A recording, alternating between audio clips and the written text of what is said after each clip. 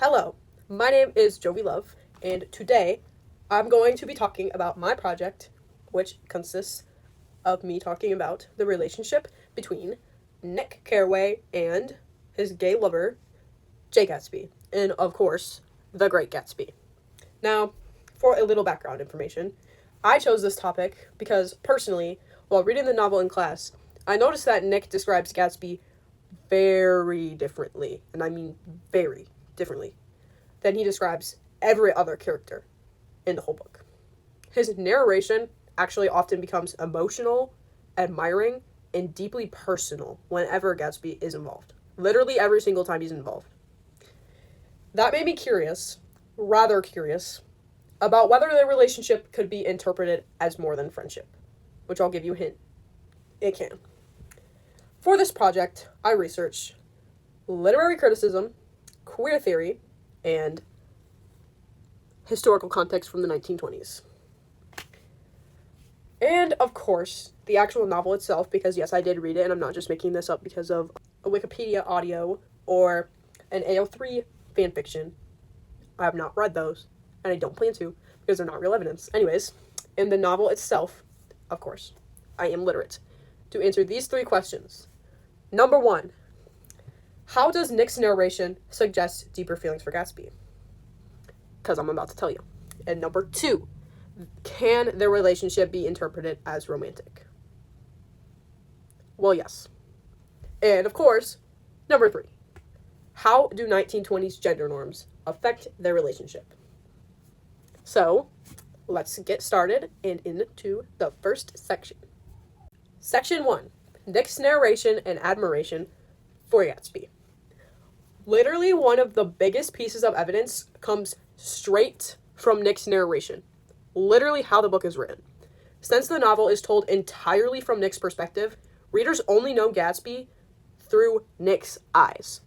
Throughout the novel, Nick speaks about Gatsby with weird and unusual admiration and extreme emotional intensity. Early in the book, Nick describes Gatsby's smile as one of those rare smiles with a quality of eternal reassurance in it. What are we talking about right now? That's not what we say about some random man we just met. The real thing is this description stands out for a reason. And the reason it stands out is because Nick rarely praises anyone else in the book entirely, not nearly this sincerely. In fact, Nick constantly criticizes most of the other characters, especially Tom and Daisy Buchanan. According to the article Stallone, Nick's fascination with Gatsby resembles romantic attraction because Gatsby becomes the emotional center of Nick's world. Another important moment occurs near the end of the novel when Nick tells Gatsby, quote, "They're a rotten crowd. You're worth the whole damn bunch put together," end quote. Don't beat me for saying a bad word. This is one of the only genuine compliments Nick gives in literally the entire book. Literally the entire book. Okay. It shows emotional loyalty and affection that goes beyond simple admiration. I'm just saying, like, oh, like your shirt's cute. Oh, your hair's cute. No. You're the whole dang bunch put together. Yeah. The article The Millions argues that modern readers often interpret Nick's narration as queer-coded because of how emotionally invested he becomes in Gatsby's life, dreams, and death. Even after Gatsby dies, Nick remains devoted to him. Like, come on. Are we dead off? It's a giveaway. A dead giveaway. Almost literally nobody attends Gatsby's funeral, but Nick stays behind and literally organizes everything.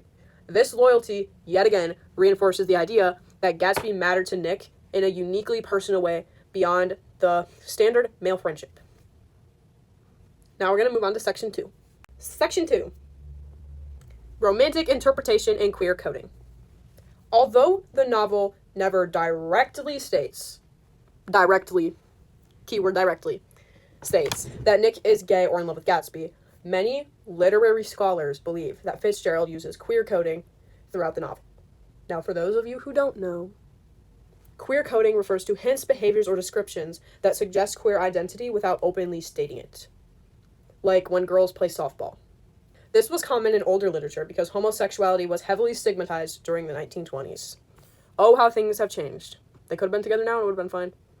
One scene that critics frequently analyze is when Nick spends time with Mr. McKee after Myrtle's apartment party.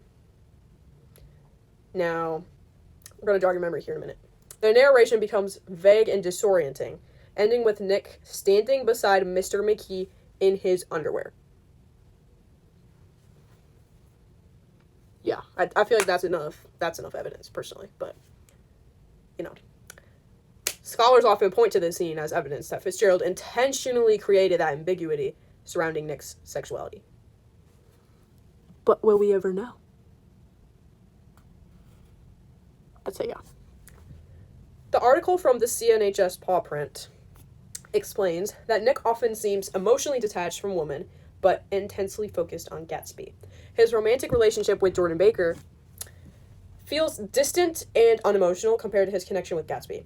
Another scholarly source, Jet NR research paper, argues that Gatsby represents an idealized masculine figure for Nick, and Nick admires Gatsby's appearance, charisma, mystery, and ambition in ways that resemble a desire as much more than a friendship.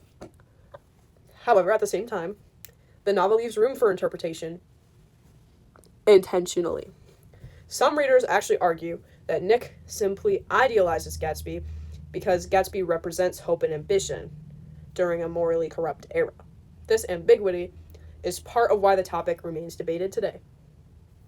So that's pretty cool. Now we're going to go on to section 3. Yeah, so I just wanted to take a pause from the section, between sections real quick. And I just wanted to give a little PSA that it is okay to be gay in the Big 2-6. And that anybody who's watching this video on YouTube should know that it's okay to be gay, and you don't have to pretend like Nick and Jay Gatsby, because I feel like right now they're being bad influences, and I feel sorry for anybody that has to go through that. So, I am truly sorry to anybody who feels like it's not okay to be gay, and maybe understands Nick and Gatsby, but, you know, Gatsby's dead, and this was from the 1920s, so you're probably fine. I just wanted to add this in. Section 3. 1920s gender norms and historical context. Now, to fully understand the relationship between Nick and Gatsby, it's important to look at the historical context of the 1920s. During this period, masculinity was associated with emotional restraint, wealth, power, and heterosexual marriage. Openly queer relationships were socially unacceptable and could literally destroy a person's entire reputation. Because of these strict expectations, queer themes in literature were often hidden beneath subtext instead of being directly stated. According to the Great Gatsby Queer Theory Project, Fitzgerald's writing reflects this cultural tension. Nick's feelings toward Gatsby are never openly defined, which mirrors how queer identity often had to remain concealed during the Jazz Age. Nick himself also struggles with identity throughout the novel. He acts both as an insider and an outsider in a wealthy society. Some scholars believe this reflects the uncertainty and repression queer individuals experienced during that era. Additionally, Gatsby's obsession with creating a perfect version of himself connects to the themes of performance and identity as well. See, it all comes full circle. Gatsby reinvents his entire life. Everything. Moves his whole house, his whole life. Throws a party every single day to fit society's expectations, which some critics compare to the pressure queer individuals faced to hide parts of themselves. Think about that one for a minute. In conclusion, the relationship between Nick Caraway and Jay Gatsby can reasonably be interpreted through a queer lens. Nick's emotional narration, admiration of Gatsby, and detachment from traditional romance all comes together. Circle. All of it comes together to suggest that the feelings may go beyond friendship. At the same time, social expectations of the 1920s force queer themes in literature to remain subtle and indirect.